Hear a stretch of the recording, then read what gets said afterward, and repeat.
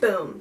Hey guys, for this week's video, I am going to be providing a list of my favorite female fictional characters. Or something like that. Something along those lines of favorite female fictional characters. So I'm kind of gonna go in chronological order that I read the books in, because it's like how I've grown up with the characters.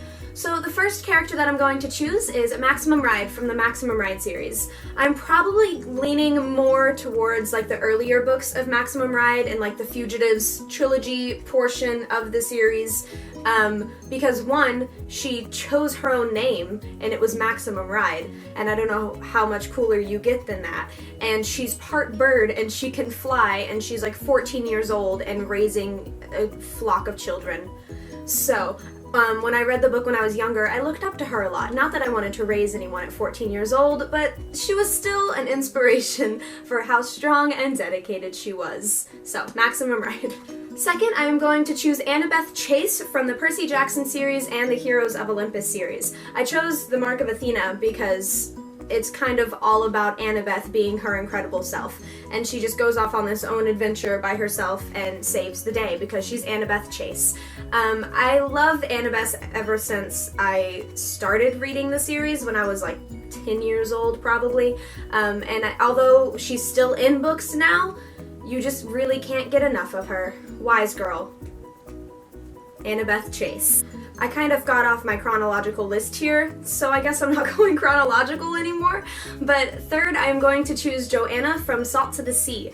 And I think I chose Joanna because she's going through so much at this point in her life, and she's so young to be going through all of this, and I know a ton of people went through crap, basically, because it's World War II and there's not really a single person that didn't have to deal with something, but she's just trying to help people, and despite what's going on in her own mind and her own personal life, her focus is on helping others because, I mean, she's a nurse, so that's one thing, and I think even if she wasn't a nurse, like, helping other people would be her focus, and that's why I love Joanna. Next, I'm going to pick Emma Carstairs from Lady Midnight. I actually tried to film this video a couple weeks ago before I had even finished reading this book, but half of my face was cut off the entire time, so I had to refilm it.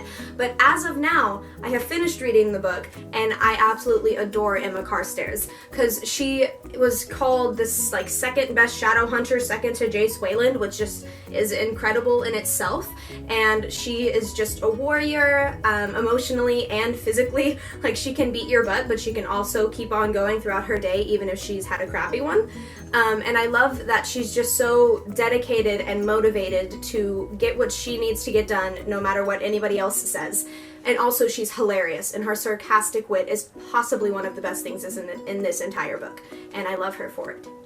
Sarcasm is the key to my heart. Next, I'm going to pick possibly every female character in the Throne of Glass series. Obviously Selena. Obviously. And then Nehemia, I'm kind of iffy on, but we're still gonna go with her because she's incredible and she's a princess. And also, obviously, Caltaine Rampier, who I thought was going to have a larger key role in all of the series, and then she was in Throne of Glass, and then she kind of disappeared throughout the rest of the series. But then she came back in this one and decided to kick some butt, and I admire her for that. Obviously, I'm gonna pick all of the 13, and Lysandra. I love Lysandra in this book, despite what she does in The Assassin's Blade, but, I mean, that's a whole other story. I love Lysandra. Sorsha.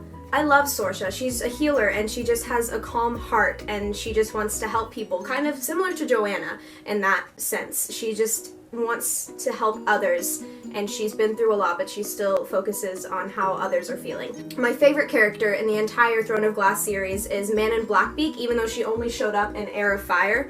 I'm hoping that she's going to have a larger role throughout more of the series. I know that she had more of a role in this, and I just absolutely love her and Abraxas, because how can you not love a witch that's like learning to find herself, and she has basically a puppy dragon? How can you not love that? So all of the Throne of Glass characters are absolutely incredible, but the female ones in particular are amazing. Lastly, I'm going to pick Tessa Gray from the Infernal Devices trilogy.